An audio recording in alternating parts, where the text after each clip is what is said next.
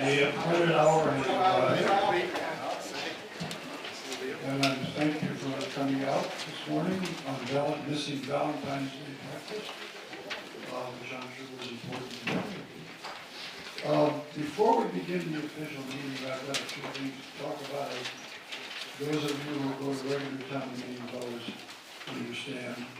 A couple of points. Only registered voters in the town of Weston may vote. And only registered voters in the town may speak at this meeting unless they are given permission by you, the voters. There are folks here who are not voters, but may well have important information or opinions. So once they identify themselves as the meeting starts, I will ask for your permission to allow them to speak. Once we settle on who from out of town will speak, I will open the meeting by reading the warning.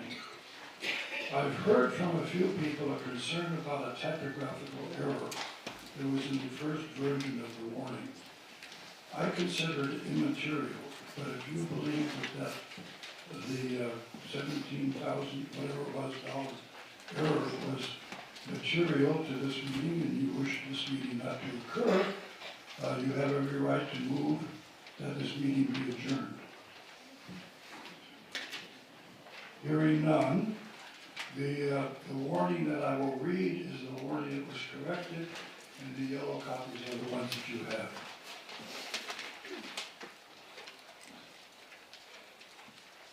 The first order of business will be the election of the moderator, and Kim will run that piece of the, there you are.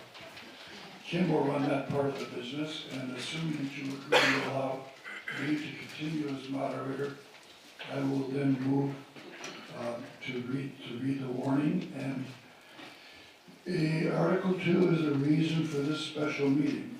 It asks for a yes or no vote on the question of whether the town should accept the $3 million grant award from the state, which together with additional resources of $670,354 will be used to raise up the Lawrence Hill Road Bridge, remove the Old Mill Dam, and clean up the West River Channel above the dam.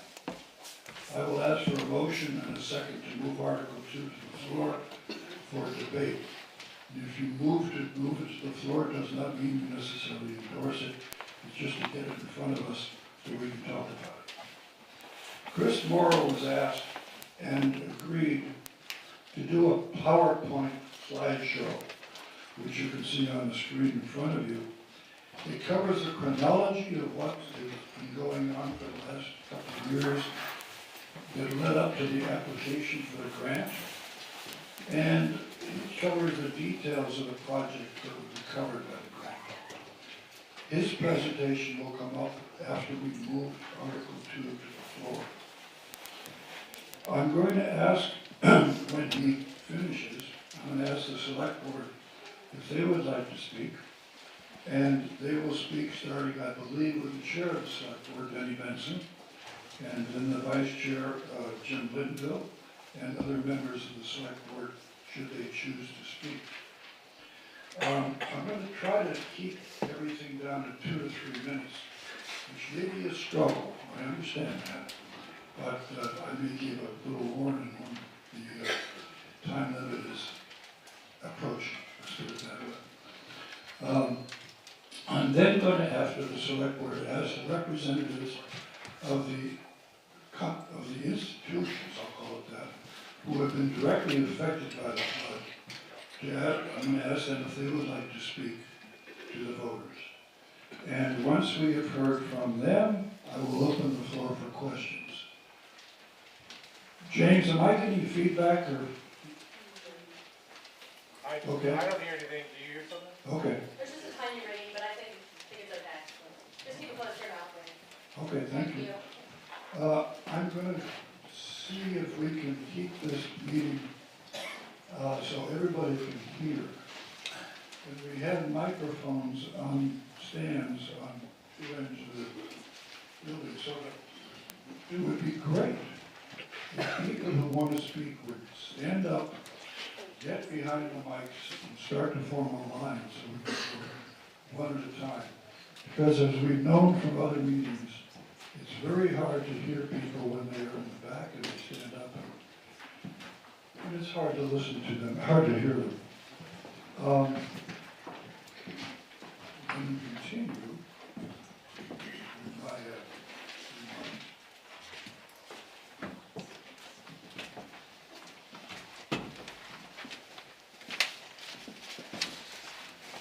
A couple of other points. It's important that we take a record of this meeting, so when you are going to speak or speaking, it's helpful to the town clerk to make it clear who you are. Going on, an important point. State law prohibits the consideration of articles that have not been warned. That includes a prohibition against amendments that would make such a major change in the article as to make it significantly different from the article that is in the warning. So as moderator, if amendments to Article 2 are offered, I may rule such amendments out of order. But you are the voters and you have control of this meeting. So if you disagree with my out of order ruling, you can move to overrule it by a majority vote and the amendment will stand. Another point, if anybody wants to end the debate and move on immediately to a vote, a motion to call the question would be in order. It needs a second, it's not debatable, and it requires a 2/3 vote to go into action. If a call to order is approved, all debate ends and we move straight to voting. Finally, the question before the meeting is an important one, and the select board has asked that the vote be by paper ballot. I will ask whether that's agreeable to you as the voters, and if 7 or more voters rise in agreement, we will vote yes or no to the question by paper ballot in the lobby. Let me ask a question. Are there people here who are not voters who wish to speak? Would you please stand up and tell us who you are?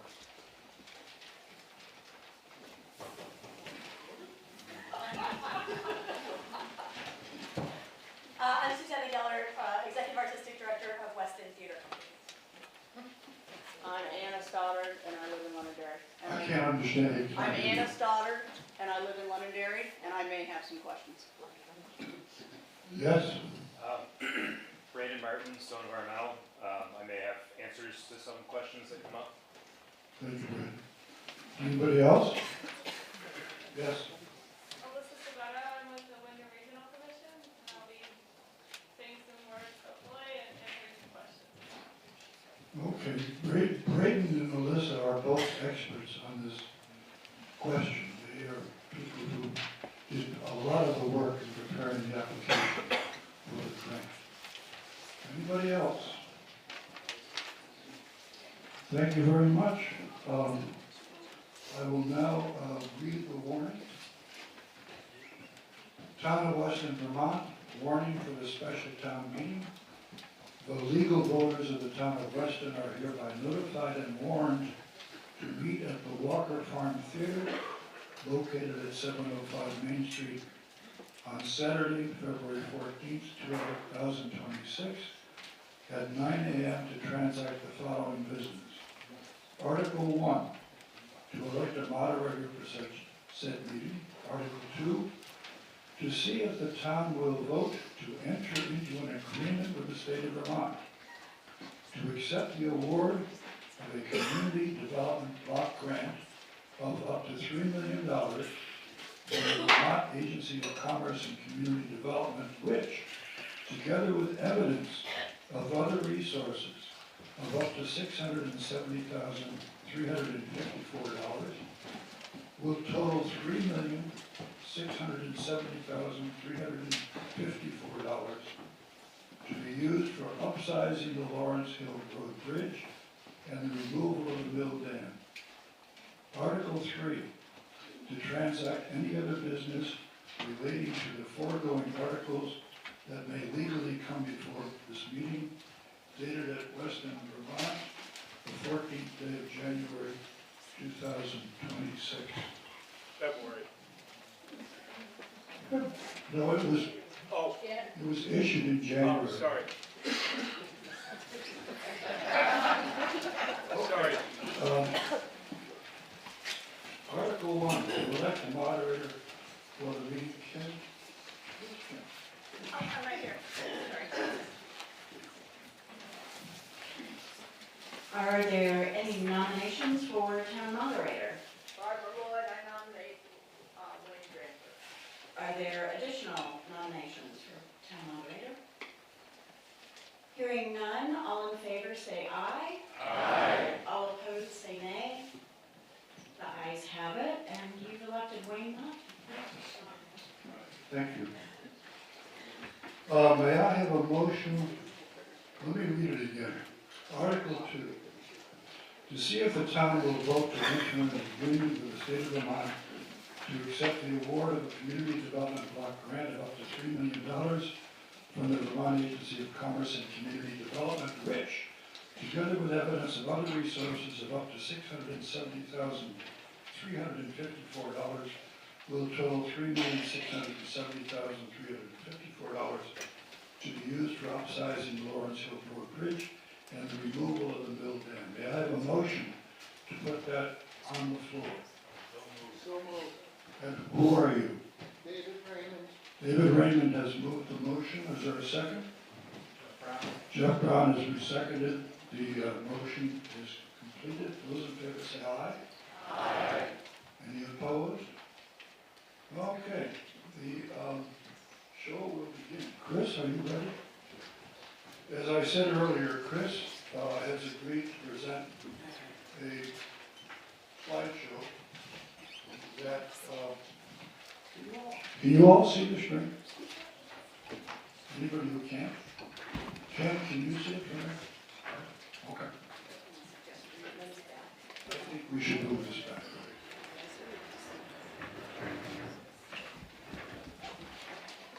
Well, good morning, everyone. I'm your representative to Montpelier, and I can tell you I'm a lot happier to be here than up there right now. And look forward to, so we're just going to go through this and do a chronology and save your questions for the end. Hopefully this will set up a common understanding of the facts of how we've gotten to where we are, and then we can have discussion. So we're starting with the flood that all of us remember quite well. A few pictures from various angles of downtown, July 2023. Some of the damage that was done that got us to this question of assessing the bridge and the dam.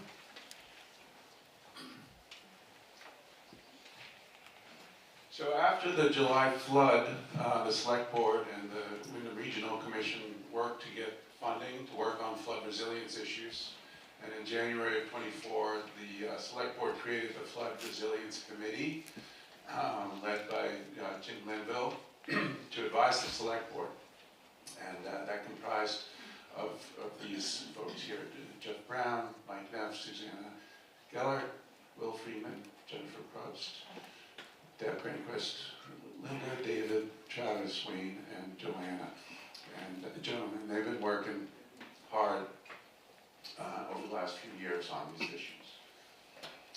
So in early 2024, Weston received a $50,000 municipal technical assistance grant, and the grant was used to hire an engineering firm, Du Bois & King, to do a hydraulic study of the West River in Weston, and to hire an independent consultant, Maggie Foley, to assist the town with flood recovery grant opportunities. In the spring of 24, the state's river program began using FEMA money to support towns across the state hit by the floods, and the Wyndham Regional Commission and Stone Environmental began working with Weston to develop the flood mitigation projects to submit to FEMA under this program. Du Bois and King River study results were integrated into the river work. The study covered the river from the intersection of Route 100 and Burton Road to about 1,000 feet below the Lawrenceville Bridge. And the basic, it was a very elaborate study which you can read, but the basic conclusions were that raising the bottom of the bridge 1.5 feet and increasing the length of the bridge from 50 to 65 feet would reduce the flood level in the river by 16.8 inches and reduce the flow of water over the green and in the village by 8.4 inches. And the second finding was that moving the dam would reduce the water level an average of 3 feet at the intersection of Chester Mountain Road and the fire station. So in February of 2025, Du Bois and King and Stone Environmental presented the results of this study and the project at a Weston Town hearing here in this room. About 75 of us were there that day, and the preliminary design of the Weston Mill Dam and Lawrenceville Bridge project was presented. Stone told the hearing that the project had been selected by Vermont Emergency Management to move forward and apply for FEMA funds due to its high potential for reducing flooding along Route 100 from the Westonville Fire Department and through the village. In April of last year, Stone provided their full recommendation, which was to remove the dam and restore the river channel, replace the current bridge on Lawrenceville Road with a 65-foot long bridge, which is 1.5 foot higher because it's a truss bridge with a cantilevered sidewalk, widen the river channel at that point to increase flood storage, and all of this would cost probably around $3,670,354, and that number includes a 30% contingency for increased costs due to tariffs and all the other craziness in the world right now. Stone presented an opinion of probable cost, and here it is, more detail. So it's about $2.5 million of construction costs, and the rest were design, construction management, factors for inflation, and the contingency of almost $40,000. They also noted in their recommendation that while the project significantly reduces flooding in Weston, it does not eliminate inundation due to flooding in the village or at the parcels upstream of the old mill dam. Some level of inundation is still anticipated at the fire station and in the village green.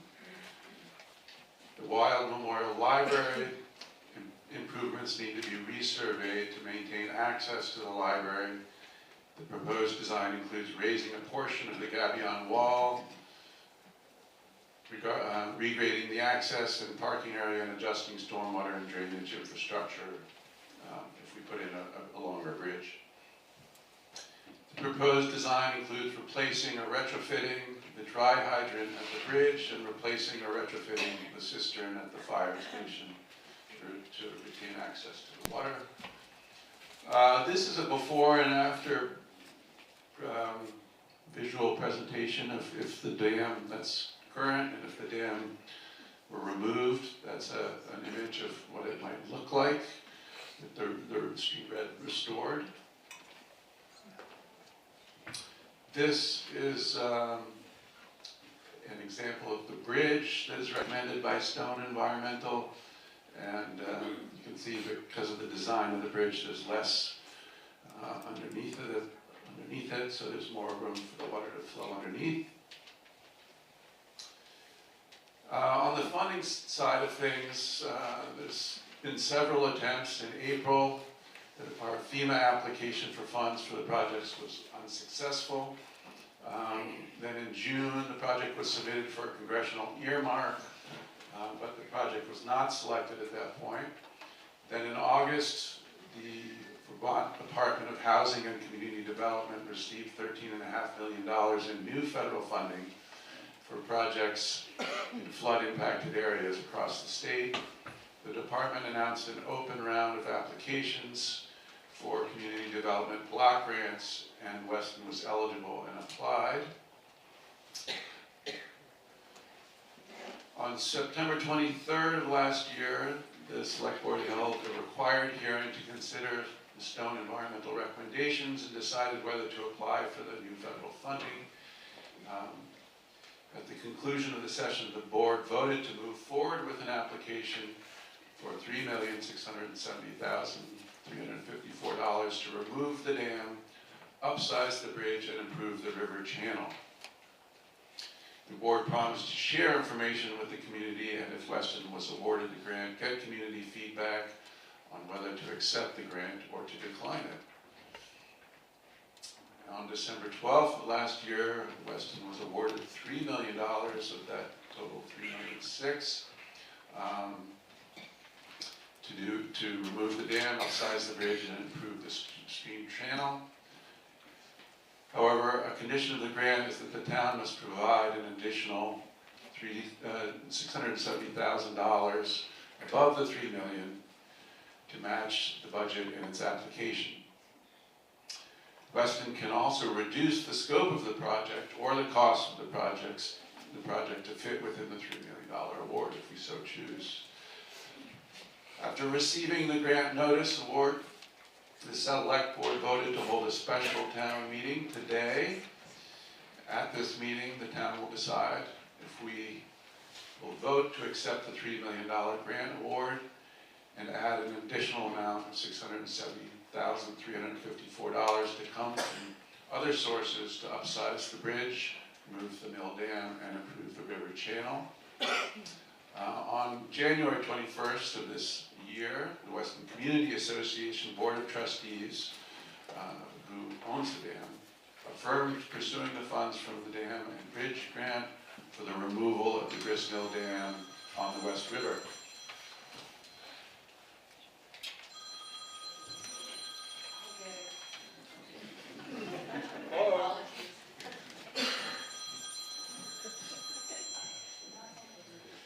Since the award was announced, the Select Board has explored options to raise the $670,000 to satisfy the grant conditions. Some of the options include borrowing internally from the town's existing $1.6 million in reserve funds, a 10-year community bank loan for $700,000 at 3% interest, a 20-year bond through the Vermont Bond Bank for $700,000 over 15 years at 4.05% interest. On February 3rd, the Select Board voted that if the town votes to accept the grant award today, the Select Board will appoint a building and design subcommittee made up of downtown stakeholders to monitor the construction and make recommendations on the final bridge design, and to appoint an owner's representative to represent the town on the project in coordination with the building and design subcommittee. And that's where we are today. So now I'll turn it over to the Select Board. Thank you, Chris. Members of the Select Board. There are a bunch of people standing. Oh, hey, come on, welcome. Plenty of seats. Well, not plenty.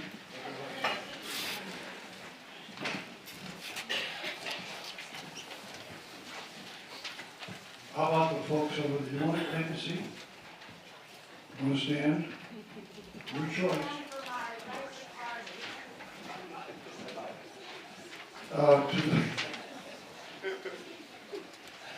To the Select Board, Danny, you want to start? Hello. I'm an odd man now on the select board. I'm not in favor of this. First thing is, I'm going to ask you a question. I don't need an answer, just something for you to think about. Is how many of you here would take a check out of your checkbook, make it out to me, and don't put any amount in? Because that's basically what this is.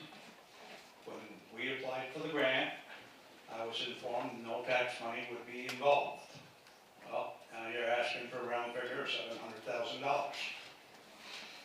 They want to raid our special funds, which we've got almost $1 million in our bridge fund. But our road foreman told us last summer, we have 3 bridges on Greendale Road that are in need of repair. One of them was built in 1938, quite a few years of service, especially since all the town gravel and sand go across that bridge to get to the town garage. The other thing is, there's a lot of numbers been printed out here. And from our experience in select board, when the state provides you numbers, they're usually 2 or 3 years out of date. They're not up to speed. So the numbers that they base some of these estimates on are way behind to start with.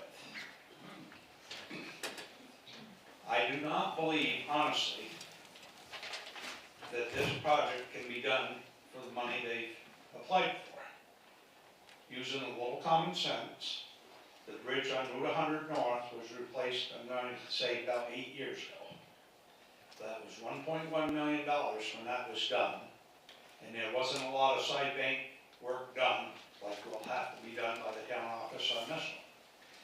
A couple of years ago, Andover did the little bridge south of what everybody calls the Oxbow by Horseshoe Acres. That was a small bridge. That was a little over $2 million. So for them to say they can do this bridge for what they're going to do is hard to believe. And not knowing where the money's coming from is a major question. And the other thing is, you gotta think further down the road, you're getting hit with a 7% increase from the state this year for education tax. When we sat down and did the town budget for highway and town general, the town clerk figured everything up for us. Well, come in, 16% increase for the highway, 18% for the town general. We, the select board, decided that was too much. So what we did was, we left the pay raises in and extra money for the sand budget, and we level funded everything else for this year. Because you got hit with a strong reappraisal last year, and if you don't know about it already, the state mandates another reappraisal in 5 years from now. So you're looking at some major expenses coming towards you, and are you willing to pass payments on to your kids and possibly your grandkids? Thank you. Yep.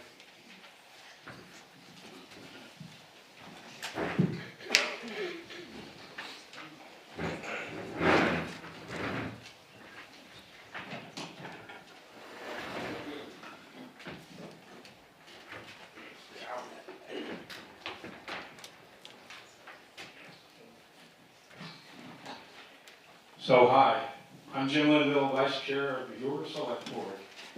I want to talk about flood levels. The predicted reductions in flood levels due to bridge replacement and dam removal are interesting, of course, but the important part is that none of us have any idea what the next flood is going to look like. If it's exactly the same as the July 2023 flood, then those numbers are relevant, but whatever the next flood looks like, removing the dam and upgrading the bridge will reduce the damage.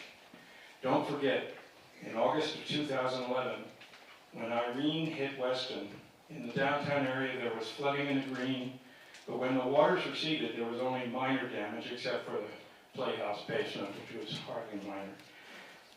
But in July 2023, with about 1.5 feet more water depth in the green, the damage was overwhelming, measured in hundreds of thousands of dollars.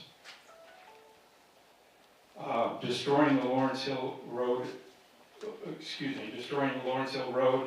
between Route 100 and the bridge, rendering the bridge impassable, washing out major swaths of the library property behind the Gabion wall, as well as between the little school and the post office, behind the village store.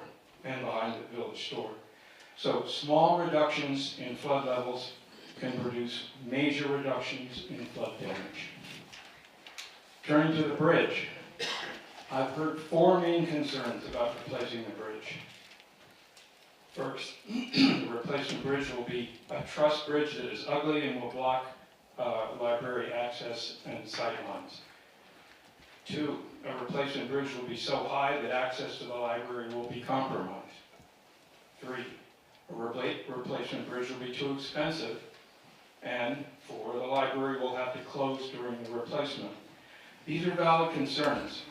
They need to be investigated, and to that end, the Select Board will set up a design and build committee made up of representatives from the library, the Select Board, abutting Park Street property owners, WCA, the WTC, the Ladies of the Green, and the Little School. This committee will guide Stone Environmental in developing a bridge design that satisfies the interests of all.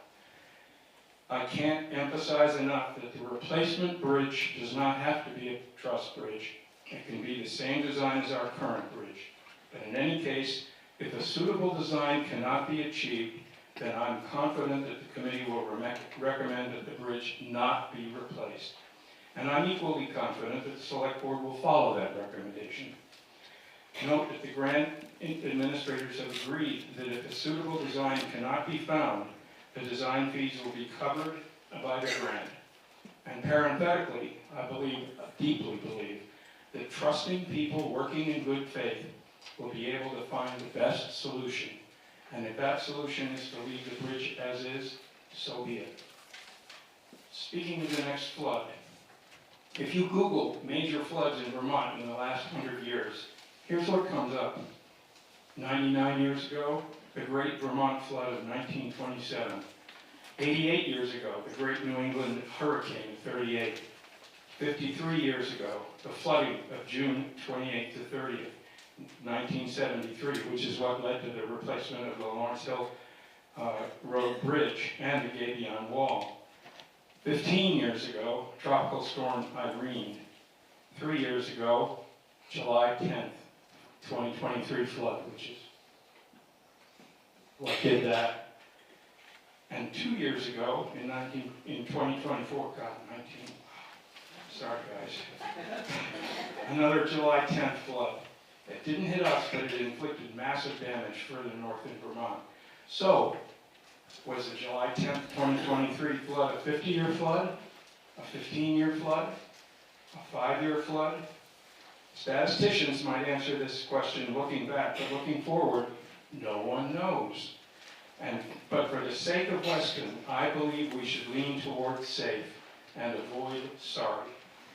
So I'm encouraging all of you to vote to accept this grant so we can get the answers we need to chart our best path forward. Thank you.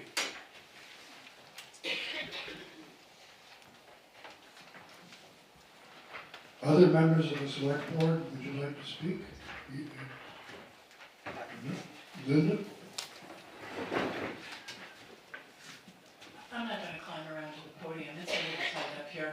I just want to say, I would like to reserve more extensive comments within the 3 minutes to later in the meeting. But I would say that I am in favor of this because we need to do this work. We are not going to get a $3 million grant at any point in the future. We have this money now. As Jen has outlined, we can go forward to a certain point, and if we don't have the designs we want, we can stop at that point and not have expended any town money. In the meantime, however, I think we need to do the work to go a little bit further. I am in favor of approving this grant.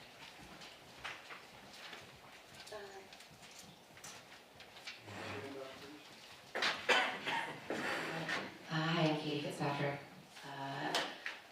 I am in favor of accepting this grant.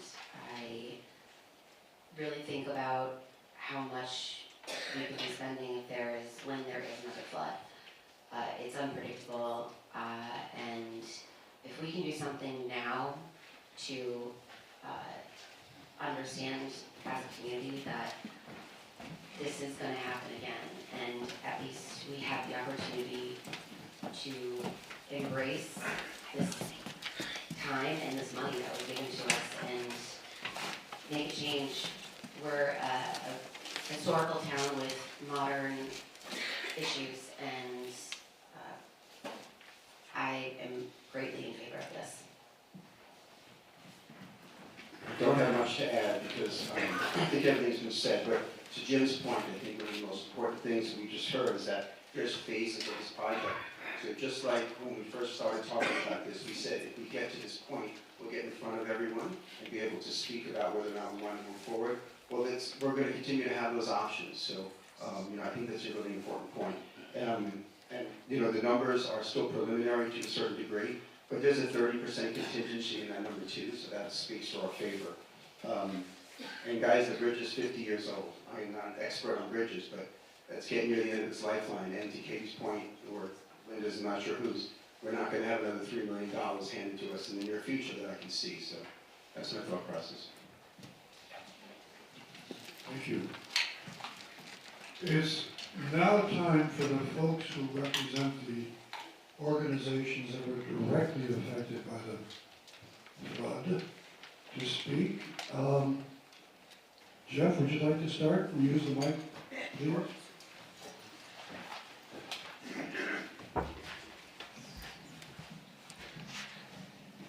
My name is Jeff Brown. Hello, everybody. I am the secretary of the Weston Community Association. I joined that organization in November. Hey, Jeff, get a little closer. You're not as loud as the other folks. Hi, I'm Jeff Brown, and I'm the secretary of the Weston Community Association. I joined the organization in November of this year. The Weston Community Association, or the WCA, for those who don't know, owns the Playhouse building that sits off of Park Street. The association started in 1922 as the Weston Community Club.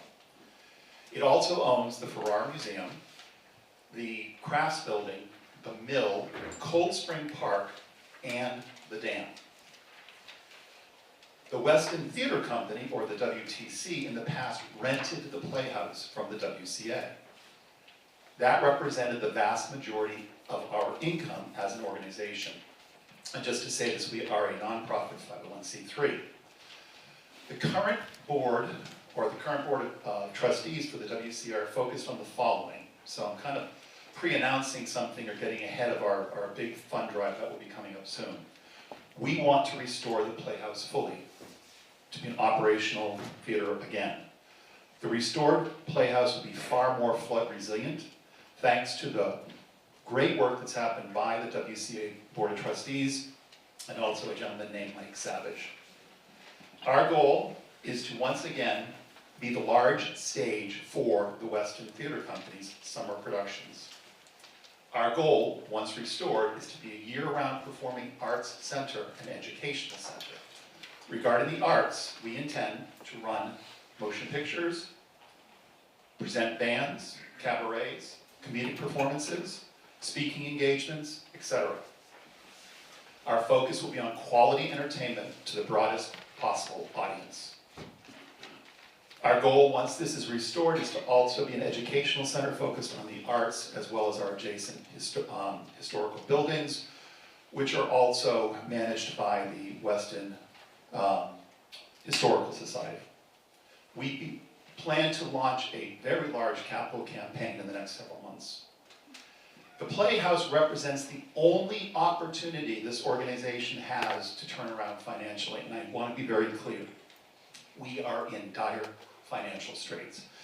We've expended the vast majority of our endowment fund on restoring the Playhouse to where it is today, and given what we're faced with, we will be out of business in the next couple of years. When I say out of business, just all we're able to do right now is maintain things to the very basic level.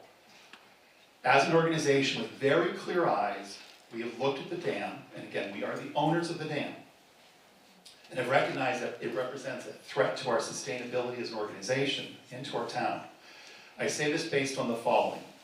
The dam has a life expectancy of 25 years from its last renovation. That's now. The cost to rebuild the dam, we have been told, will be $1 million plus. The dam was inspected in August of 2023. Anyone can read the report by the Department of Environmental Conservation Dam Safety Program. The resulting report listed the dam in fair condition. In 22, the previous report listed it in satisfactory, so that's a complete downgrade. In addition, the report spelled out under remedial repair recommendations the following statement. in quotes, based on the studies and analysis recommended above, repair, rehabilitate, or replace the dam to bring it in compliance with current dam safety rules and guidance. Alternatively, pursue dam removal. Due to our limited funds, the damage that was cited in the report has not been corrected. Frankly, since then, the dam continues to degrade and erode. And it can be reasonably assumed that the state of Vermont, which has been on a mission, along with all the other New England states, to remove all non-power generating or non-flood control dams, could prevent the rebuilding of the dam should we want to do that, which we don't.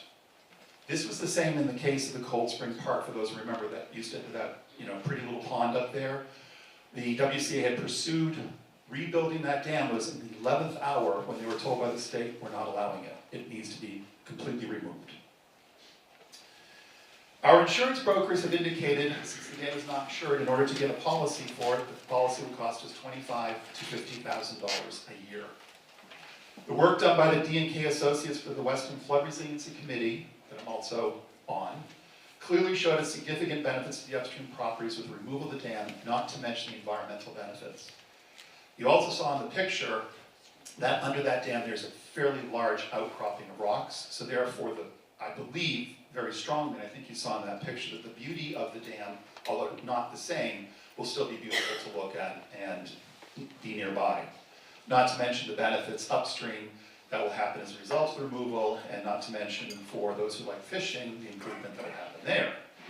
With the grant, the proposal underlying, the mill machinery will also be able to operate once the dam is removed, because there will be a sluice to allow that to happen. This is a rare opportunity for this association to avoid significant future costs and to do something that will benefit the town and the environment. I want to be clear about the next statement. Should the dam breach during the storm, the WCA would have to pay for the complete removal and responsible for a lot of other work. We do not have it. That would bankrupt us. The Playhouse is our most prized asset and is essential to the viability and sustainability of this organization. Any funds that we begin to raise need to be allocated to that purpose only. Should this award not be approved, our all-volunteer organization will then need to work to find other sources to remove the dam, which takes away from our Playhouse focus. So that last statement is important. Should you turn this down, we are still pursuing the removal of the dam through other funds. The Board of Trustees sincerely hopes that you will recognize the benefit of removing the dam and upsizing the bridge and vote to approve the grant. Thank you. Jeff, don't sit down. Are there questions for Jeff? Anyone? No one? Who else would like to speak for an institution that was affected? Deborah?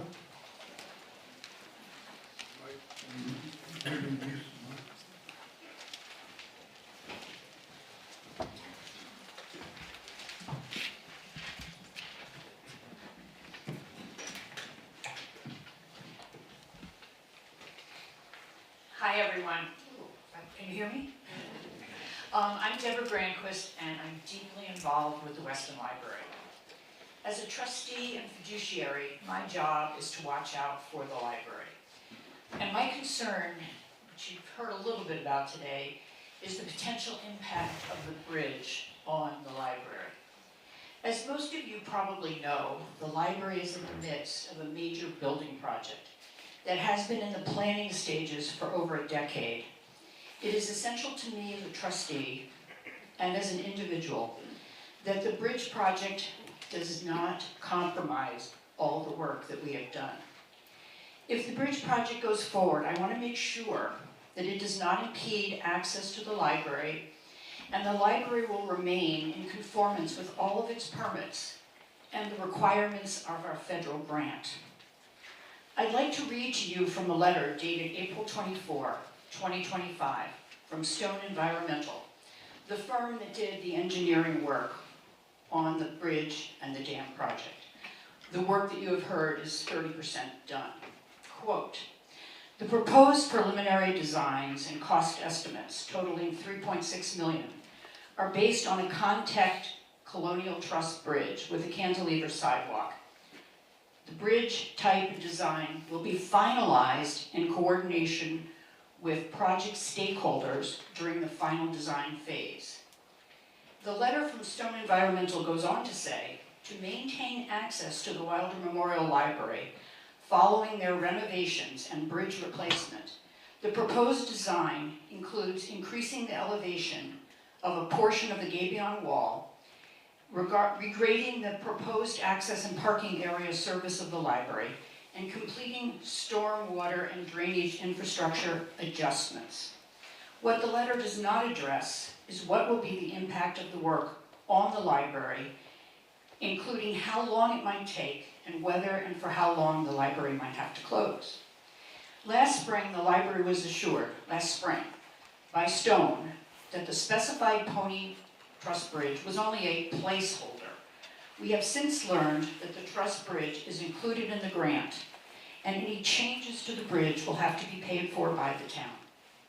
We have all seen a drawing and a photo of the proposed Pony Truss Bridge earlier today. I have a photo of myself on a Pony Truss Bridge on Route 131 in Cavendish. The bridge is very different from our current bridge. For example, the sides of the bridge are a good 2 feet above my head. I understand that flooding and resilience for Weston are important issues.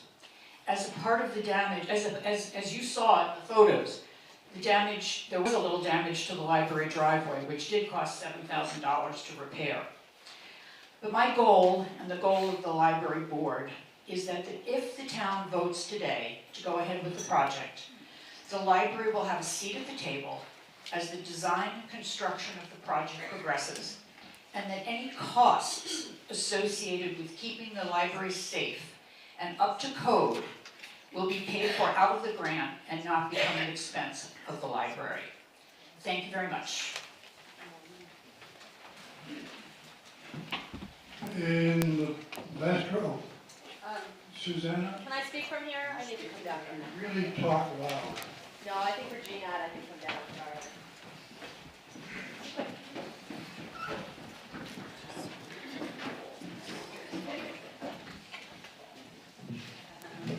I'm short. I'm not going to read my prepared remarks because most of what I was going to say has been covered. I wanted to speak briefly about the relationship of this work to the town's nonprofits, of which the theater company is of course one, as is the WCA, and there are others. We are here today to talk about what impacts the town, and we are here representing and caring about the town, but I do want everyone to know that I spend a good deal of time talking to supporters of the town and the work of the theater company who may not be residents here. And the first question I am asked is, what does the future look like? What is being done around flood resiliency and the commitment on the part of the town to making it so that while we know this will happen again, it will not be as damaging as it has been in the past. This work makes the conversations that the theater company, the WCA, and other nonprofits need to have with our supporters from outside the community. It makes those conversations possible, and it makes those conversations able to be forward-looking. We really do want to see our work at the theater, which is thriving here at Walker Farm, we want to see it continue to grow. We want to see the town continue to grow, and as the representative of Weston Theater Company, I can tell you that our supporters very much are interested in seeing this work done, not least because it is a significant amount of money that is being granted to the town outright. So that's all I need to say, I think. Thank you. Yeah, thank you. The floor is open for questions and comments. Gentleman over here. You have a question for Susanna? Mr. Representative, do you want to speak? I'd like to speak on behalf of the volunteer fire department, if I could.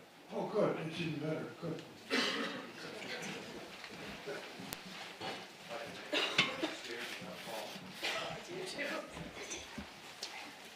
Morning, everyone. Is that better? You gotta hold it really close to you. Really close. Can you hear me now? Yes. It's been done. For those that don't know me, my name is Todd Truex. I am the current president of Weston Volunteer Fire Department, Inc. We are a nonprofit, believe it or not. the fire department has a fairly neutral stance on this, and the reason for that is, while there may be some benefits to the reduction of the flood levels, whether there's 48 inches or 24 inches of water in the firehouse, it's really a distinction without a difference to us in terms of the fire station's availability in its current location.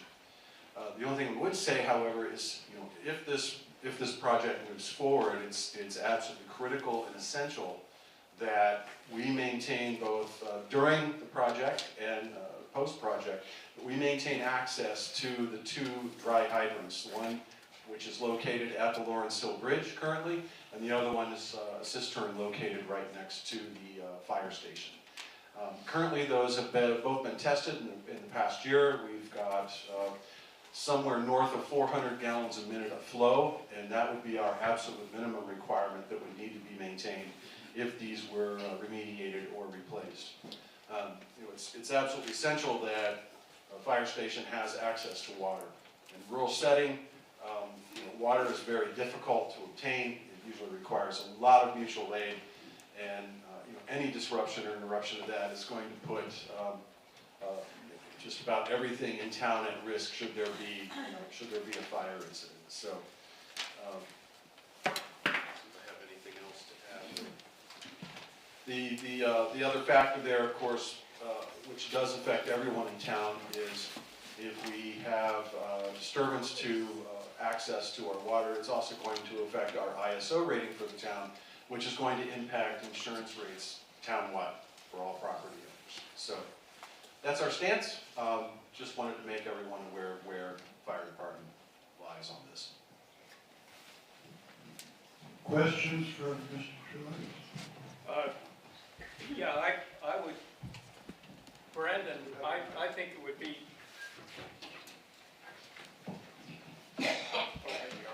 Yeah, I think Brandon ought to address the issue of your water availability. Brandon from Stone Engineering.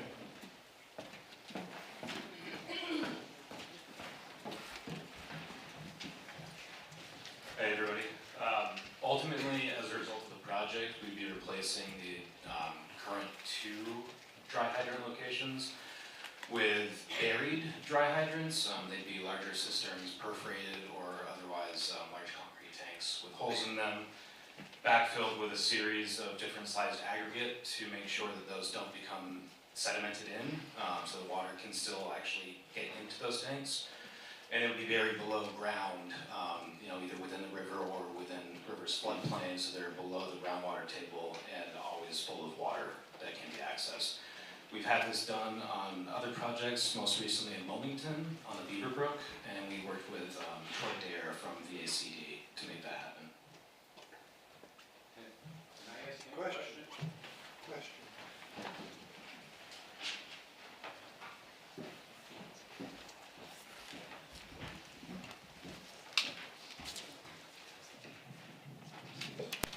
Question I have for you is then just clarification. The locations of the 2 dry hydrants that you're talking about, would they be the same? They wouldn't have to be. We haven't gotten that far into the design to determine where they would go. We would work with the fire department and the property owners to determine where those should be to maintain ease of access. The second question I have is the continuity.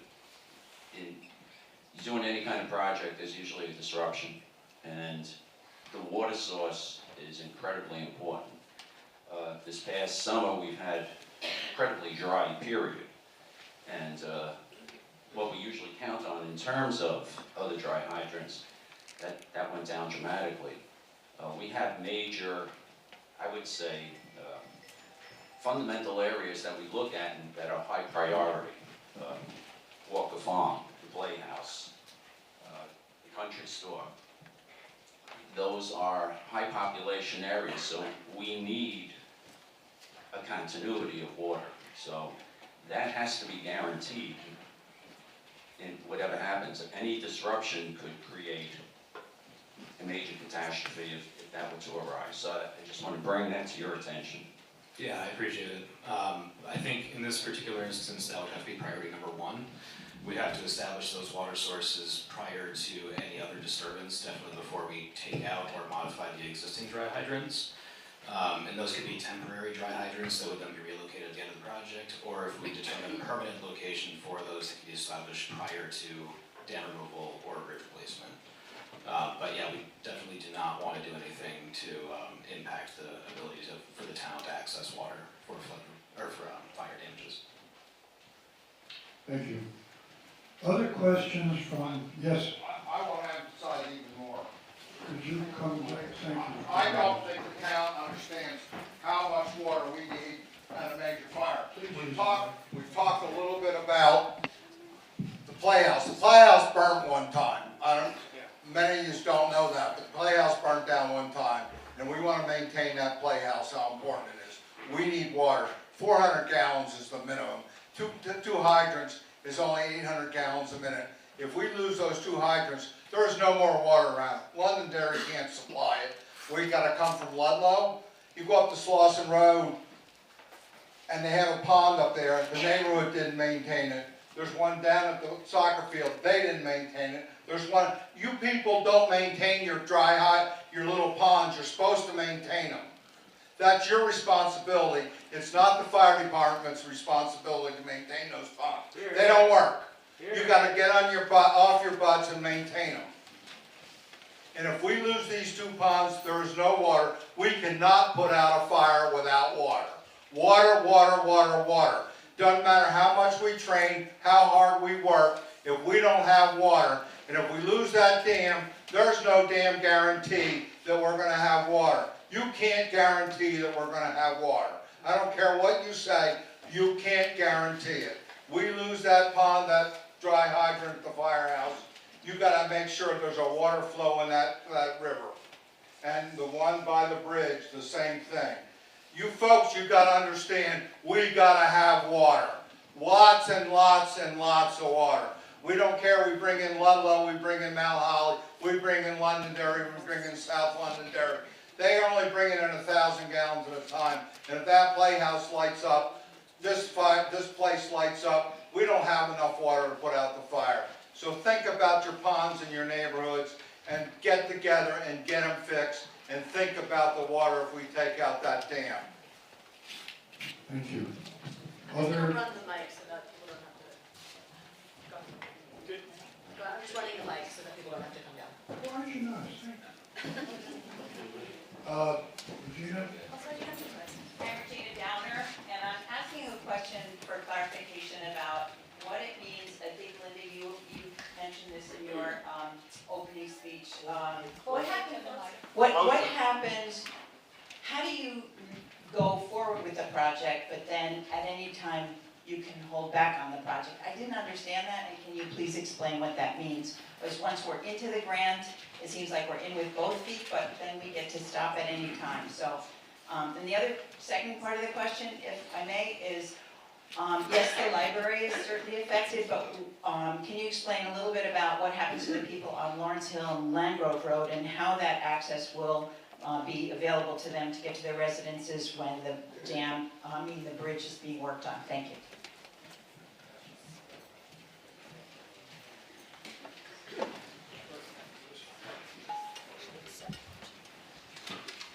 I can answer part of that, your first part about when you can step away from things.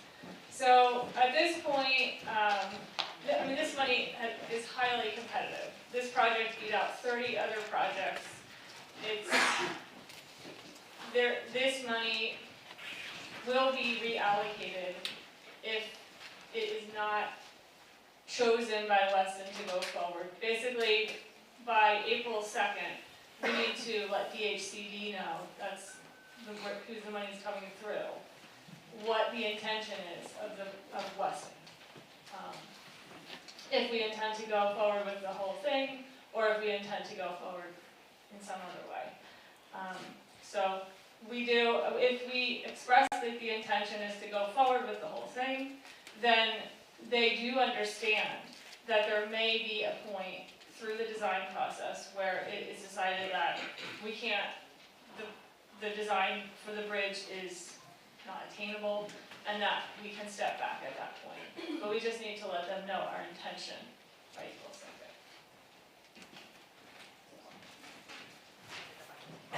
Other questions or comments? Wait. Oh, Vicki? Wait. What? Just to the How second. about your wife? She'll be coming right along. But Regina, another part of your question was, how do people get access if the bridge is washed out? You know,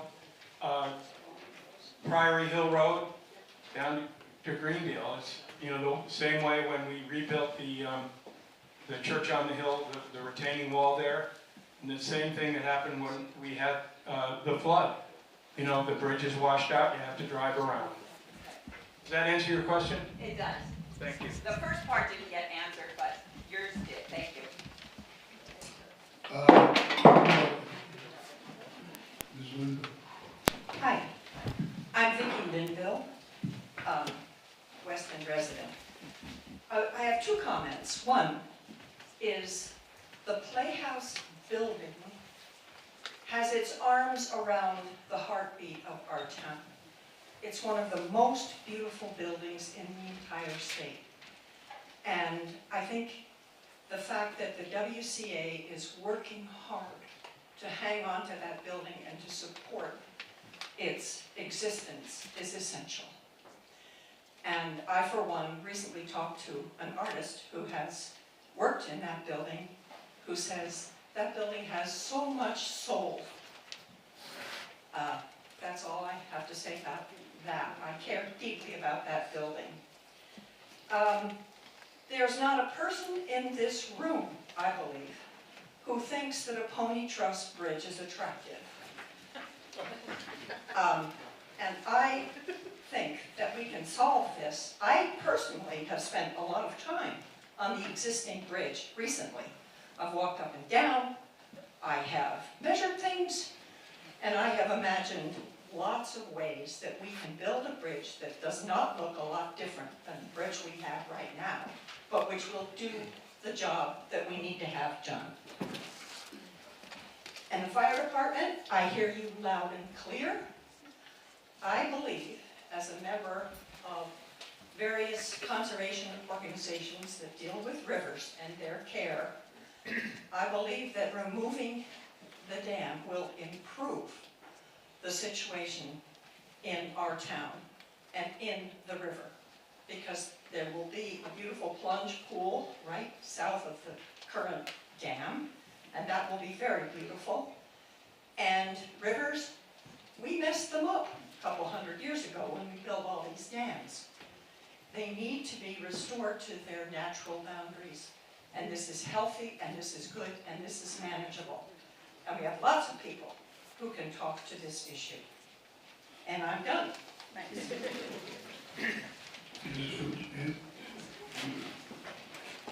Before we get too far into the other questions, I have a statement, and I'd like to read something on behalf of the Farm Park Association, fondly known as the Ladies of the Green.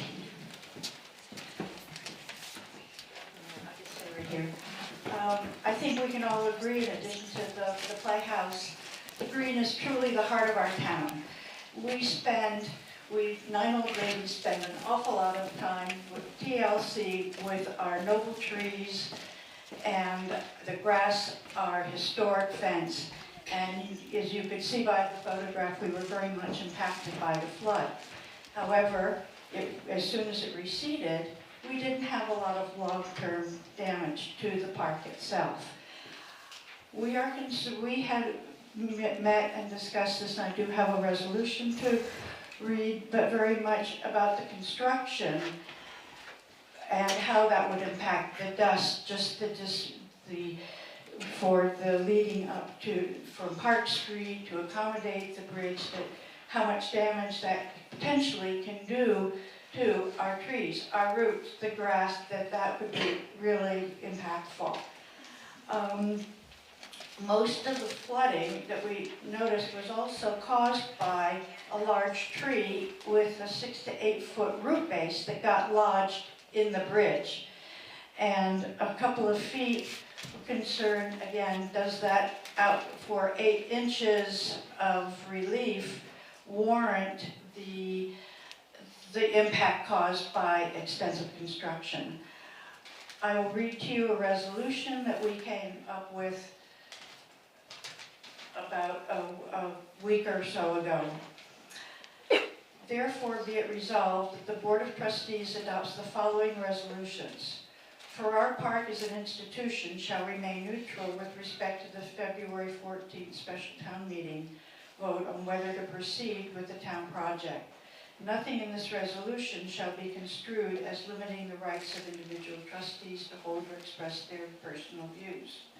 The board adopts this resolution solely in furtherance of its fiduciary responsibility to protect the Farrar Park property. The board respectfully requests that one or more designated Farrar Park representatives be included during the subsequent phases of design and implementation of the project, particularly with respect to the elements that may affect the green. To the extent that professional services, design, modifications, construction work, or mitigation of the green, Farrar Park requests that such costs will be paid for out of the town project and not borne by Farrar Park. Farrar Park expects that the following completion of the town project, the green will be returned to its pre-construction condition. Thank you. Thank you. Other comments and questions? You've already spoken, Joe. Marissa?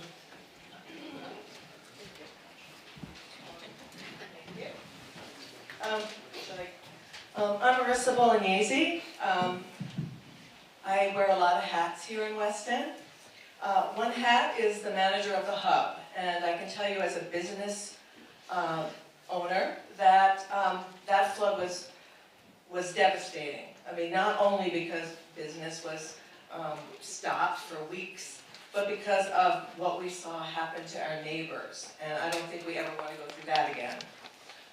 As the president of the Weston Community Association, we are trying so hard to bring back what we consider the soul of the community back to life. And a no vote today could bankrupt us. If you vote yes, we can go forward with the project, and if you decide, as it has been stated multiple times, that you can't agree on the bridge design, it would still allow the dam removal to take place. And this is just a huge thing to us. It's life or death. So I'm asking you please to vote yes, and decide later if you don't want the bridge, but this is really important, not only to the trustees of the Weston Community Association, but to every person who lives and enjoys the Playhouse. I'm emotional about it because my own family has been involved with Weston for 3 generations, and that Playhouse means a lot to us. And thirdly, as a taxpayer and as a resident, I live on Main Street, and that morning of the flood, I remember walking out and seeing my neighbors, and we were all just shaking our head. We were just stunned. We walked down to see what was happening at the green, and I mean, the sense of helplessness and just sadness and disbelief. And I know that this community comes together for people. No matter what happens, we're there for each other. People walking around, what can I do? How can I help you? Well, today is the day to do something for your neighbors and your community. By voting yes, you're saying, let's take a gift, which is not coming our way again, $3 million, and we're going to make a difference for our neighbors, for the businesses, for everybody, and not just for us today, but for our children and our grandchildren. That bridge isn't going to make it, another 50 years. At some point, that bridge has to be rebuilt. So, to the point that this is not enough money, well, if we don't take $3 million, then when we have to fix the bridge, we have to pay 100% of that. And that seems like a lot more money to me. As there are 548 voters in this community, that means that we all have $5,474 that we have been given to decide what to do with. I want my $5,000 to go to this project, because I know that if it doesn't, I'll be paying 4 or 5 times more than that in taxes over the next 10 or 15 years. So please, think about your neighbors, the community, and do what's right, not just for today, but for the future. Thank you. Thank you. Other questions or comments? Can I speak? Anybody who has not spoken? In the back? Thank you. Yeah. Thank you. Hi, my name is Claudia Sammartano. I am relatively new to the town of Weston compared to probably most everyone here. I'm going to piggyback off the question that the woman asked before. We are being given $3 million, and to Denny's point, we're not sure that the $3,600,700, I'll round it off, is actually going to cover the costs. And Linda, you mentioned that we can back out. My concern is that we go forward with this project, we get the $3 million, somehow we come up with the additional $700, and now it costs us an additional $3 million. I'm just making that up. The concern is, at what point can we stop the project? If you've taken down, you take the dam out, you've taken the bridge down, and now we need $3 more million, where is that going to come from? So that's a concern. The other concern I have, I'm sorry, I'm not being very polite, sorry, I'm going to turn around to everyone. The other concern I have is the study that has occurred that is actually mitigating flood damage. It's my understanding that taking the dam out will reduce inches, but I'm not personally clear on what that does if we get another flood. Is it really going to help our neighbors, which is what we need? Is it really going to prevent further damage that was devastating to the town? So those are my 2 concerns. Thank you. Thank you. Other folks who have not spoken? Barbara Lloyd?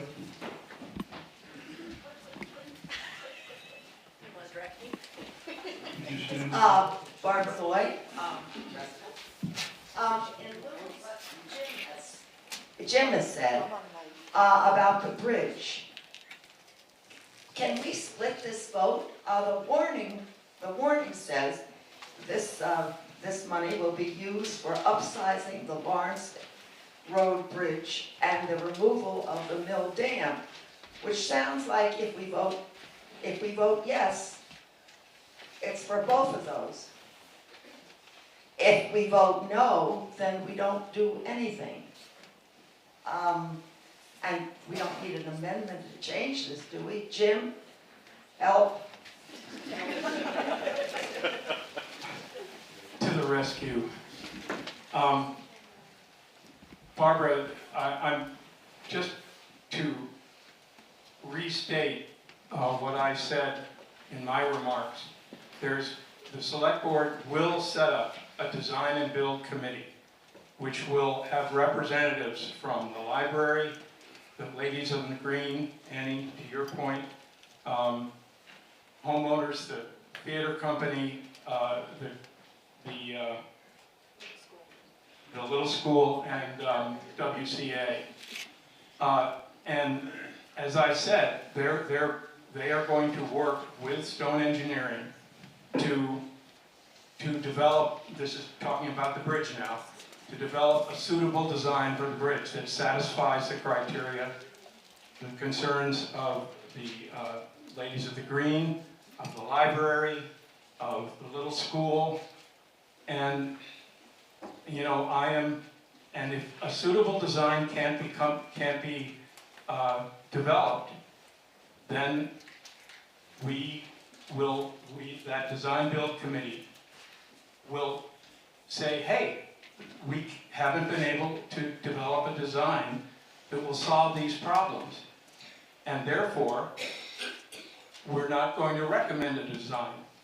And at that point, the design fees that we have incurred to get the answer to this question are going to be paid by the grant, but the big bridge, since we can't find a suitable design that addresses all the concerns, we won't build a new bridge. That's the way it works. Okay, and that's gonna be,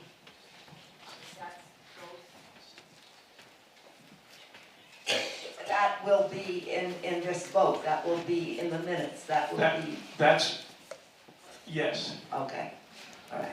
Yeah, I stated that the select board has already voted to set up this committee. Okay. And they're gonna do what I said they're gonna do.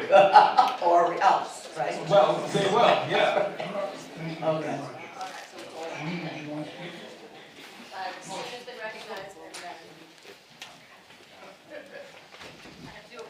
Gene Puffer, resident of Weston. This is a question that's relating to the budget and the maximum price. Can everyone hear me? So if in fact we have 30% of the estimates for this project put in place, if the vote gets approved and then we go into the cost analysis of doing the entire project, if in fact the cost exceeds the 3.6 million, and we use the $1 million more example, does the select board have a not to exceed limit number that would give an off-ramp in addition to designs of the building, the dam? How far and more will they go? Do they have to come back to the residents if it exceeds that 3.6 million? I'm going to answer that question. The vote today, just to clarify what Barbara was mentioning, the vote is on the article. The article is on the project as presented, the bridge, the dam, and improving the channel north of the dam. If the $3,670,000, which is approved, now the work begins because the design phase has only been 30%. As that next 70% of the work is done primarily by Brandon and Stone Engineering, if that number starts to exceed the contingency, then there is, to my knowledge, and correct me, Melissa, there is no more money from the state. So that money will come from the town. And if the town needs more money than the $670,000, it will have to go to the voters for that money. Other, Braden? Yeah, if I could provide, thank you. If I could just provide some context. 30% design is a term that is used in the engineering world, and it's kind of an EPA term. It's actually like a level of design. So you typically have to move to 30%, 60%, 90%, and at that 90 level, it's when it's considered, essentially ready for construction, and then you get to 100% design, and that's kind of where you're supposed to know everything about the project, everything about the site, everything that could go wrong. Throughout the course of those phases, the cost estimate probably will be modified and adjusted. I'm going to be honest about that.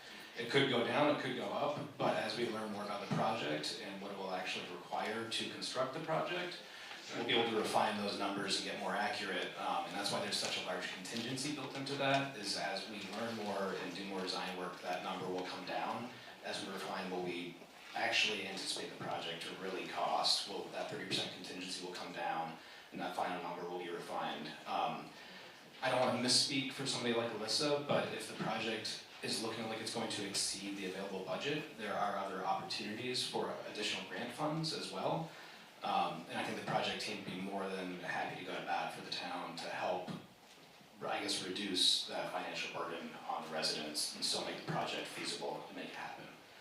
And Alyssa, if you want to add, you're welcome to.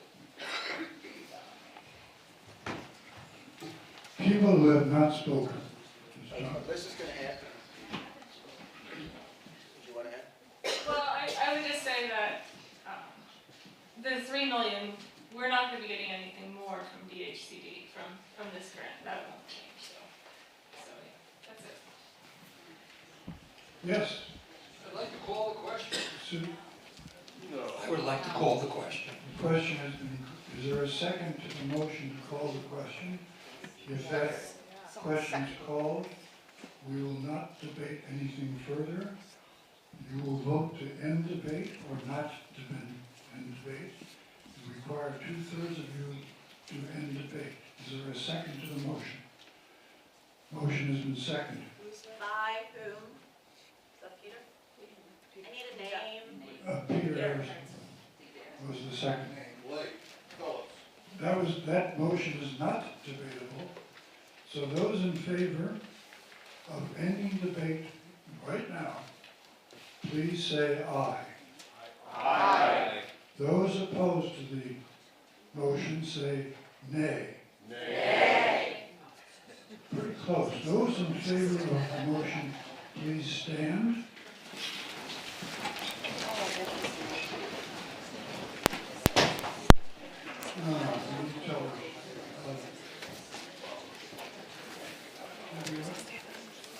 Deborah, would you get Tyler on one side? Annie, would you come and go? It's like 35. Roughly 35 is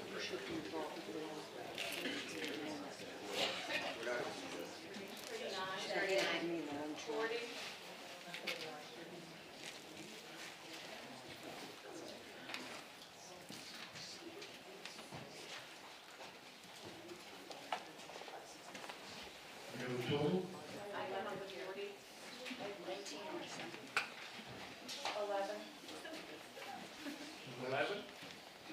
11 here.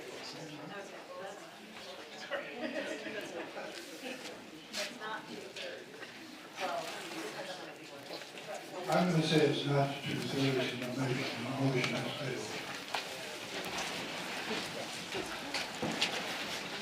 So the debate will continue. Are there people who would like to speak who have not spoken before? Malcolm?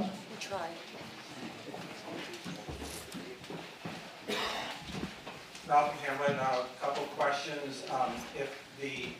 If we go forward with just the dam, it was mentioned that it would reduce flood levels upstream, but nothing was mentioned about downstream if just the dam is taken out and no changes made to the bridge. And then with regards to the Gabion wall,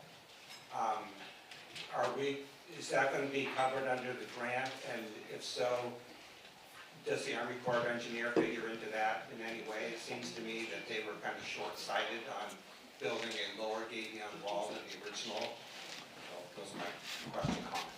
Braden or Alyssa? Yeah, if only the dam removal is pursued, there will not be any meaningful impact of flood reduction downstream of the dam. The biggest impact will be upstream, is what modeling shows. And the second question about the Gabion wall. The elevating of the Gabion wall is really to facilitate the elevating of the bridge, and that's why only a portion of it will be elevated. We would not be elevating additional sections of Gabion wall to reduce flooding in that area, only to elevate the bridge and get a low chord out of the 100-year flood event, and that would be covered as a part of this project within the grant funds. Other questions or comments? Yes, yes, sir. Hold on a second. Sorry, Mark or Jeff? Oh, you were next, I'm sorry. Mark, Suzanne. this is Dylan. Mark and then Jeff. Is that okay? Mark and then Jeff? Yeah, my name is Mark Ruffner. I've been a resident of Weston now for about 11 years. I was involved with Cold Spring Brook Park when we evaluated to take that broken dam out. And just my observation, I did have the question as well about what's the impact if we just do the dam and not the bridge, so that got answered. But we found out though when we did Cold Spring Brook Park, when you look at it, the funding of those things come from generally three sources. State funds, donors, or taxes in the town.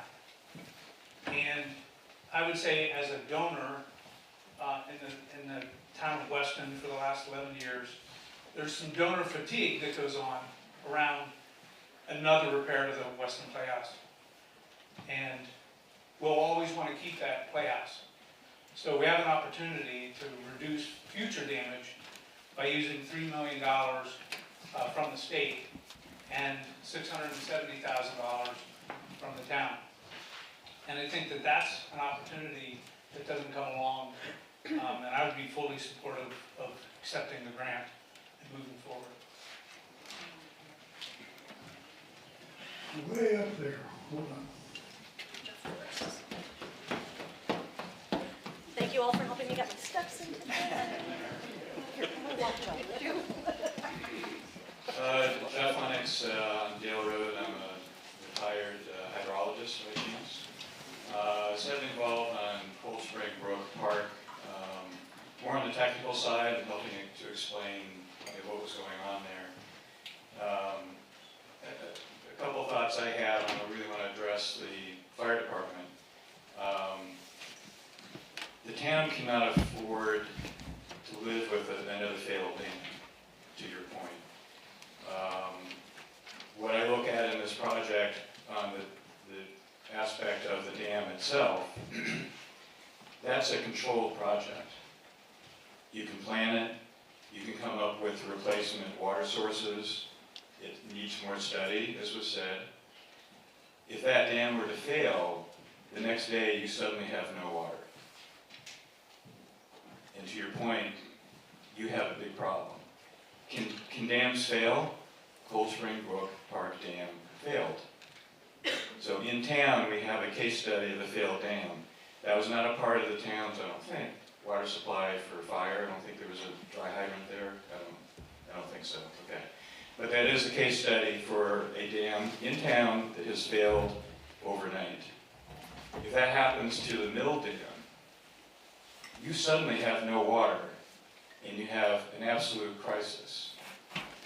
And if the reports are that sequentially the dam inspections are showing it in worse and worse condition, so it can fail. What they're proposing is a thoughtful, engineered study to include replacement of that water supply that does not turn it into an emergency. Now, that's all I'll say about that. Kind of a reminder, in my mind, the way I look at this vote is not about firing up excavators and starting the project. This vote is about accepting the $3 million grant, or do you throw $3 million down the river and let it float away permanently down to Long Island Sound? It's a step, I'm coming from an engineering background, it's a process. Do you accept the $3 million to continue the process that was started? It doesn't say that the dam's going to be torn down. It doesn't say that the bridge is going to get replaced. It's accepting that money to allow the possibility of those aspects to take place. As I said, things will change. Designs will change. Maybe parts of it will be tabled. But if the town votes today to throw $3 million down the river, that's gone. That's gone permanently, as the experts have said. It does not say that excavators are getting fired up and we're starting to do it. I'm concerned personally about an overnight failure of the mill dam. And I don't know what the fire department would do at that point versus having an engineered, planned replacement solution. Cold Spring Brook Park has already, the community association has already stated they can't afford to replace the dam. So that's now going to come out as money from somewhere. If that $3 million is no longer in play, well, where is that money going to come from to replace the dam and make it a long-term structure? So I guess I'll cut it off there. Again, my vote will be a yes, but for continuing the process. It's not starting construction, it's not committing to any of these projects, it's allowing that money to stay in play going forward. Thank you, Jeff. Other folks who have not spoken. Yes. I was going to take it from him. Hi, my name is Mitch Fuchs. So one of the things that troubles me is the fact that the firehouse was under 7 feet of water, and we're maybe mitigating 3 or 4 feet. So I guess my question would be to the Weston Playhouse, how will reducing the flow by 4 feet benefit you? Are we really mitigating the problem, or are we just passing it along. So one of my concerns is that in this review that we're not really looking at how to stop the flooding. We're just reducing it a little bit, and is that little bit enough? And I agree, I think that we should take the money to start the process, but I do have those concerns that we're not quite going deep enough to resolve the issue going forward. Thank you. Other folks? Alyssa? I'd just like to respond to that. This is from the Woodland Regional Commission. Yes, thank you. Thanks, I'll just do it.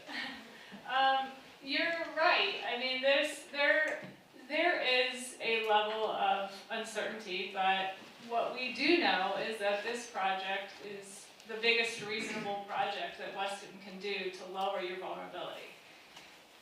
Weston Village exists partially within a floodplain. It's in a vulnerable area. It will continue to be in a vulnerable area. You will continue to experience flooding. We know we will get flooded. There will be more big floods. But this project represents what you can do, the biggest thing you can do to lower those flood levels, to lessen the damage as much as you can. The Weston Theater will be able to flood-proof themselves to a lower level with these, with a reduction in the 100-year flood levels, that this would change in the floodplain. But yeah, there will still be some level of flooding. It's just the nature of where Weston is built and many historic villages in Vermont and elsewhere.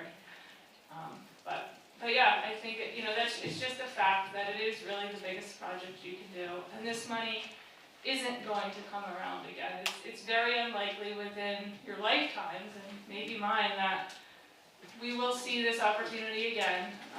This represents the third try that we've had to pursue this project through grant opportunities. We did pursue a hazard mitigation grant program, which would have been 100% funded. It would have covered the 3.6. That's what we went for, because we had the match covered by the state, but that fell through. That money, the project was not selected at the state level.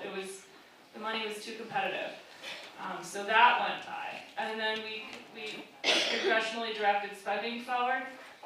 Senator Welch's office accepted the project. They were excited about it. There is a lot of excitement about this project at the state level, but the federal funding source that it would have went under CDS is gone now. So that CDS failed at the federal level. So this opportunity came through, this money derives through HUD, and it stems from the July flooding as well, but it's not going to come around again, and we were lucky we went for the 3.6, but we only got the 3 because it was very competitive. So this is really the best we could hope for at this point, and if we can seek some funding to assist with the gap, we're working on opportunities to look at that. They're still in play, but we are looking at things. There are potential opportunities, and yeah, I guess that's pretty much it. But yeah, I hope you'll take advantage of it. Thank you, Alyssa. We're coming to the end of the time we expected to have. So back to the select board. Denny, do you want to speak again? You were the leader. We've heard passionate testimony on both sides of the issue here. The one big thing that stands out is there's a ton of unanswered questions here. And some of them I asked last spring and still don't have a solid answer. So my suggestion is, if this vote should fail, I think there's enough well-heeled people around who pool their money, make up the difference, and get us to the next one.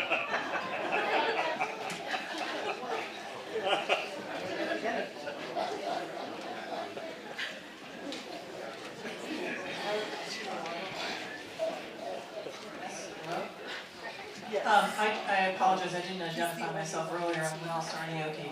I would like to echo Denny's comment that there have been many wonderful comments today. People expressing their support and their opposition, but also expressing what concerns they have going forward, which I think is really important as depending on what happens with this vote today, but it's important to know what the concerns of the people of the town are.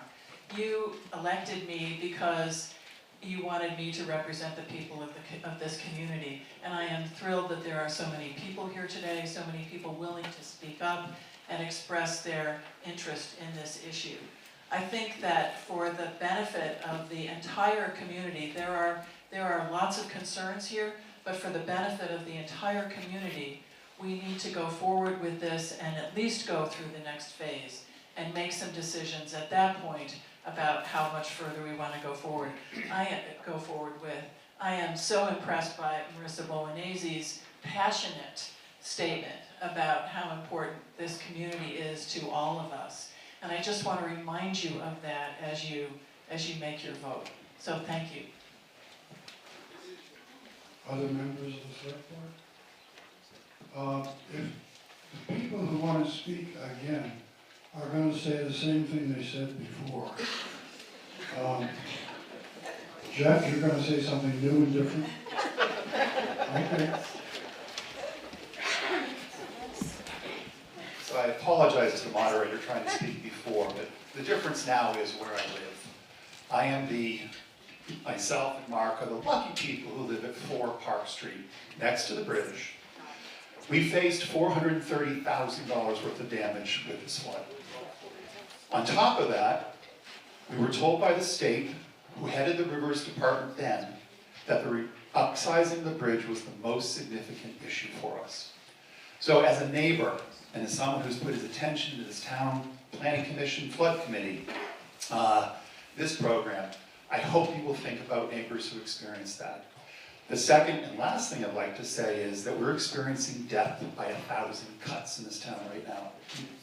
I want you guys to step back and think about how many homes and places are disappearing directly as a result of flooding. Right now, 3 homes on 100 north of the dam are going to be torn down. The house next to me, 8 Park Street, owned by the Weston Theater Company, is fallow. All of its boards have been ripped out. It sits there waiting for something to happen. And it's only because we were smart enough to have insurance to a high level. I picked up an additional, very expensive policy, being a nut in the first place to buy the house. The reality is that was the only reason why I could turn around and renovate a home. That for most people, along with the Playhouse, is considered one of the most pretty houses in this town. This town is a townscape and its people. Don't let it disappear bit by bit by bit, because that's what's happening. You've got to wake up and realize that. And it's flooding, not fires, although I respect the fire department greatly. It's that which is ultimately going to destroy the community we all love. Thank you. That concludes the Q&A, at least in my opinion. Okay, last one, very last one. I just want to point out, Anna Allison, Weston resident. I just want to throw out there that if this does go through today, and there is a decision that you only go through on part of this, meaning you do the dam, you do the bridge, what is the benefit to just a portion of that, right? Like, does it benefit the Playhouse enough to just do the dam? Does it not really benefit at all if only one portion gets accomplished? Just something to think about in your vote. I'm kind of torn at the moment, to be honest with you, because I agree that this is a lot of money. This is something that could be super beneficial, hopefully, but at the same time, when you know that the amount of debris and buildup at the dam that occurred was, a large part of the flooding, what does that do if we only choose to, take out the dam? Does that still benefit Weston and the flooding? Because again, the fire department is still going to see flooding. You know, we're saying that the playhouse is probably still going to see flooding. So I guess that's just something to think about if this goes through that committee, like what, you know, what's gonna be the benefits? Is this going to fix what we need it to fix? Yeah, so each project will benefit different areas independently. The maximum benefit is realized by doing both. Just as an example of what could happen, if the project were going to only be the dam removal, we realize flood reduction upstream of the dam. There is bedrock in the dam, so the elevation of the stream is not, or the river is not really going to change much at the dam once it comes out. But all that sedimentation that is behind it will be removed, waters will come down upstream. But if we don't also elevate the bridge, any debris that comes downstream that is not blocked by the dam will then get blocked by the bridge, because the bridge's low core, the lowest point of the span that is over the river, is within the 100-year flood elevation, and anything floating downriver is going to get tangled up in that bridge. So if we elevate the bridge so that its low core is out of the 100-year flood elevation, sure, if there's an 8-foot tree or 8-foot diameter tree coming down, it still could get tangled up. But if there's void space, airspace between the low chord and the water surface, that's more potential for the turbulence and for larger debris to actually get pulled through, rather than just getting tangled up and creating essentially a dam against the bridge. The question is also, what if the dam is not removed and the bridge is done? That's it. Yeah, similarly, we'll see reductions in flooding around the bridge and upstream of the bridge to the extent possible, but we'll see no reduction of flooding upstream of the dam. For instance, you won't realize any benefit upstream of the dam unless the bridge also comes out. Or sorry, unless the dam also comes out. Very last.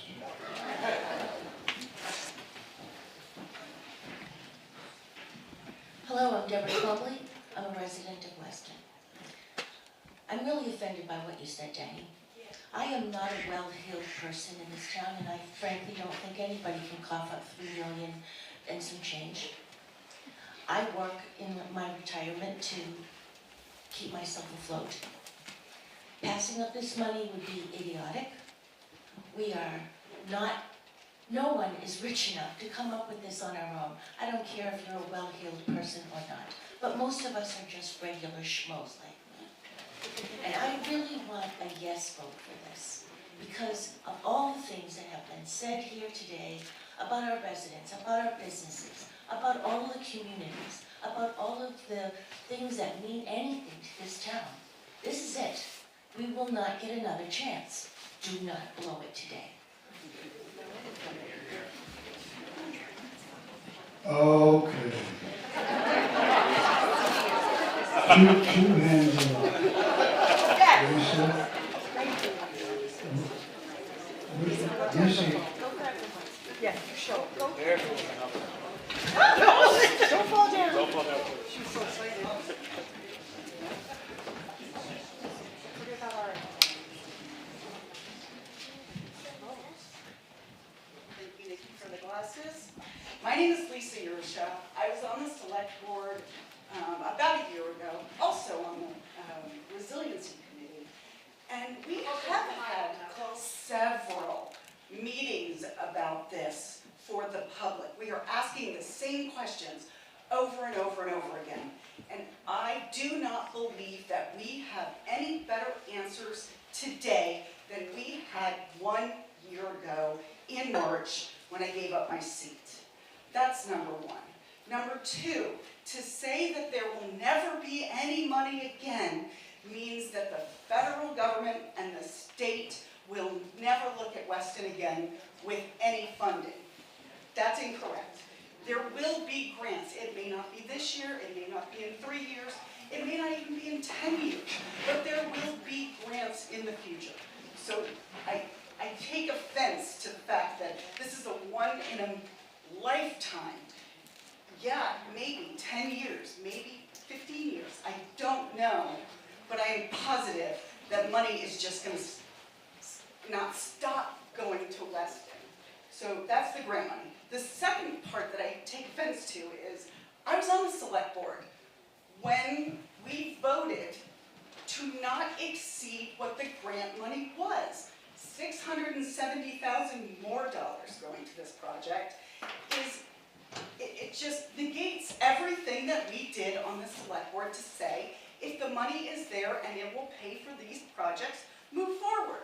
But we just continue to have these meetings and we continue to ask the same questions.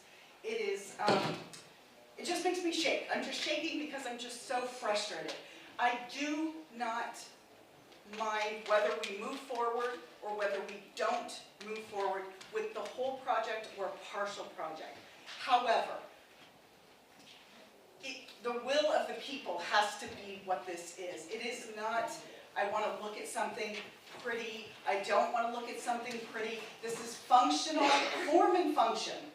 And we don't know what we don't know. We don't know if this project is going to sit at $3.6 million. We don't know if Stone Engineering is going to build us a bridge that is better, safer, and increases capacity. We don't know. We also know that the bridge is going to be 15 foot longer than the current span. So we were at 50, now we're at 65, could go to 70. We don't know. It's also going to be wider because we talked about doing a pedestrian walkway.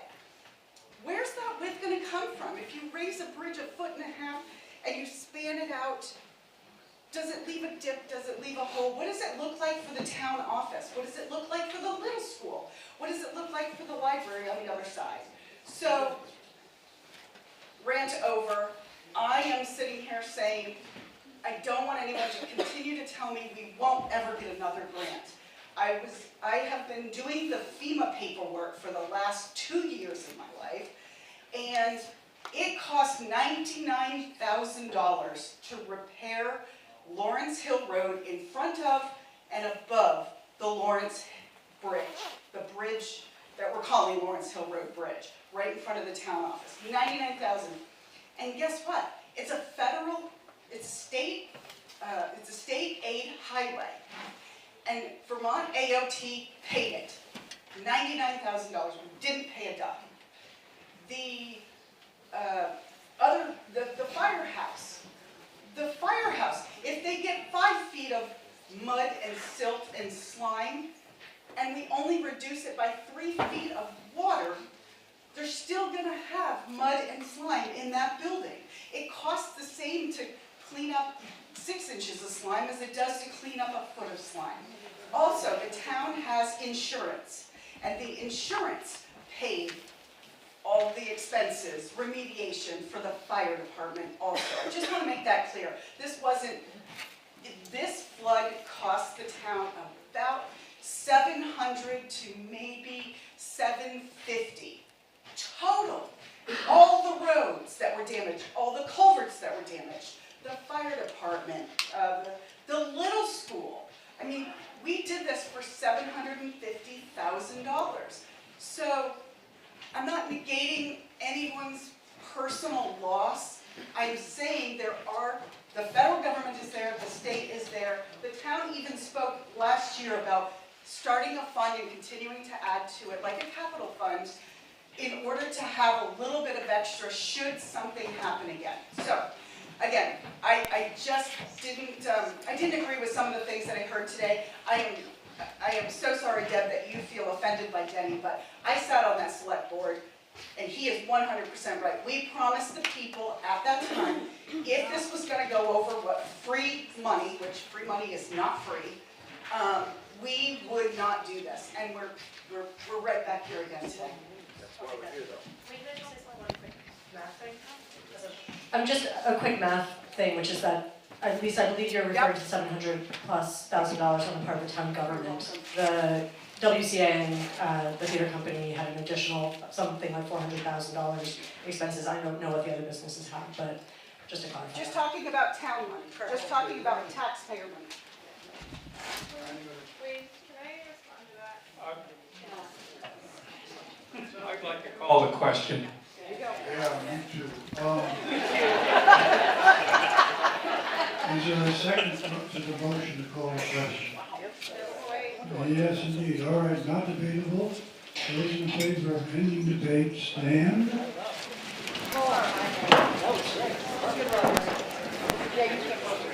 And you have agreed to end the debate. Thank you very much.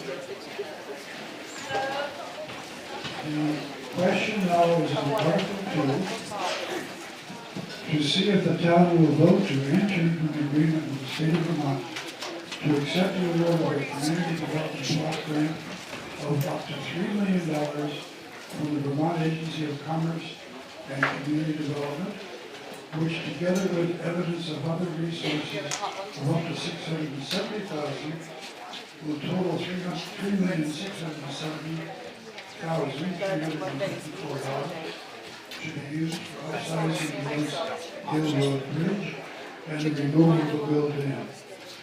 You are ready for the vote, and if more than 7 of you will stand, we will have that vote by paper ballot. Please stand if you want to have a paper ballot. Thank you very much for your paper ballot, and Kim will explain.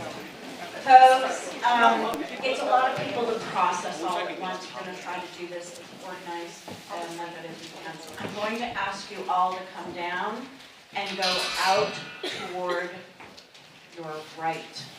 There are 2 tables out there split between alphabetically A and M, N and Z. Go toward the table for your last name and we'll check you off. You get a paper ballot and you can vote it there and drop it in the ballot box. So I'm asking you to go out one door and then you can come back in on the other side of the auditorium. Thank you. You're voting yes or no? Thank you. So you're right on the paper ballot, yes or no, and that's all we need to do.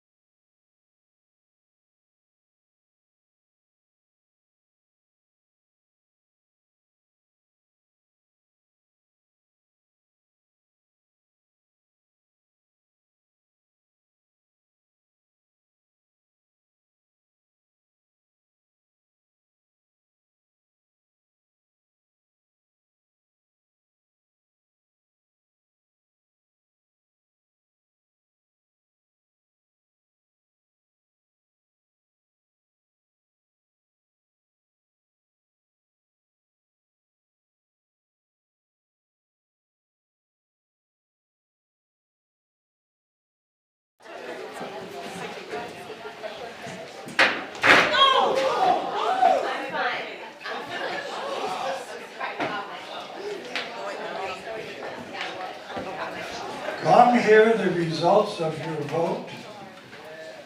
Is everybody here who wants to be here? Probably not. I guess so. 114 people have voted. The vote is 89 yes, 25 no. You have approved Article 2.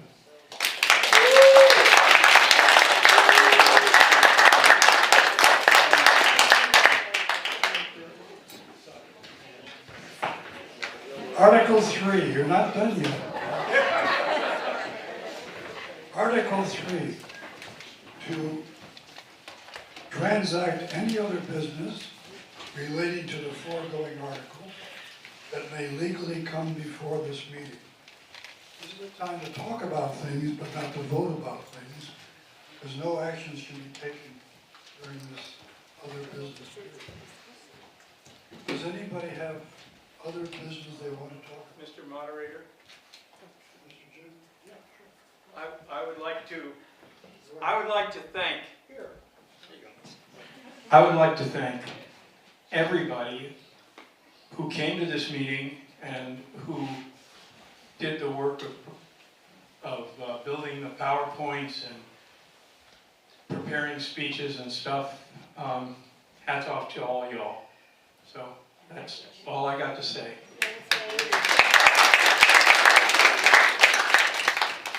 Anybody else? Hearing none, a motion to adjourn is in order. So moved. Don't all shout at once. David, did you want to say something? So moved. Motion to adjourn has been offered and Second. Sorry? What are you saying? I don't understand. Oh, thank you. Those in favor say aye. Aye. Those opposed say nay. You are adjourned.